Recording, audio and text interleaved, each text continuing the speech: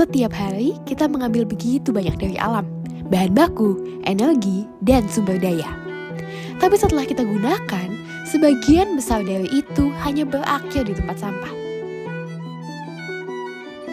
Hal ini terjadi karena selama ini, sebagian besar dari aktivitas produksi dan konsumsi kita hanya berlandaskan pada model ekonomi linear, yaitu ambil, buat, pakai, dan kemudian buang.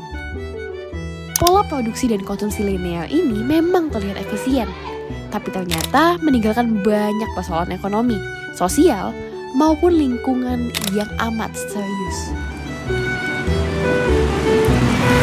Padahal ada loh cara lain yang bisa bikin bumi kita tetap lestari, tapi ekonomi pun tetap jalan.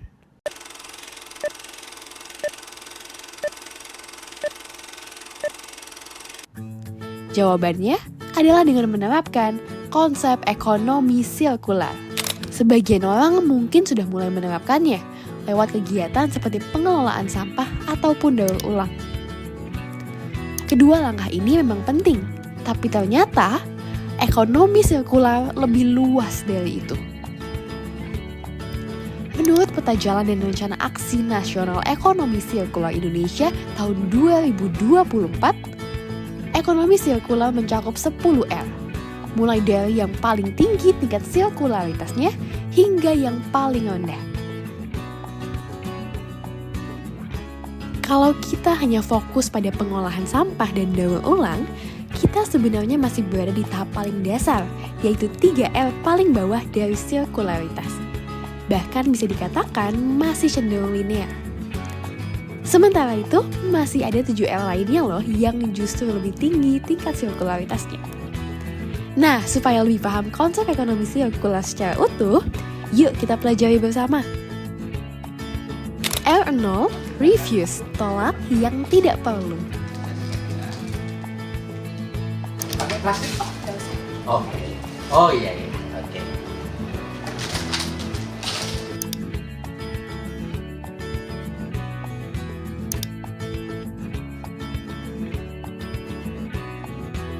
R1, rethink, pikir ulang cara hidup kita. R2, reduce, kurangi penggunaan sumber daya dan energi.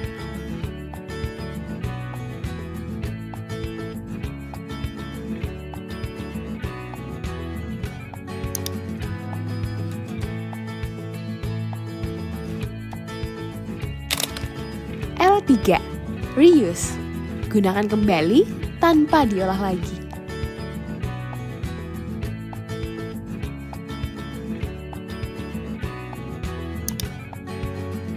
R4, repair, perbaiki barang yang rusak agar bisa dipakai lagi.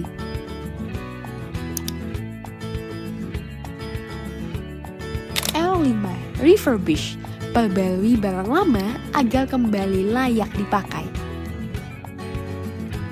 R6, remanufacture, gunakan komponen lama untuk membuatnya jadi produk baru. R7, repurpose, ubah fungsi barang menjadi sesuatu yang berbeda secara nilai fungsinya.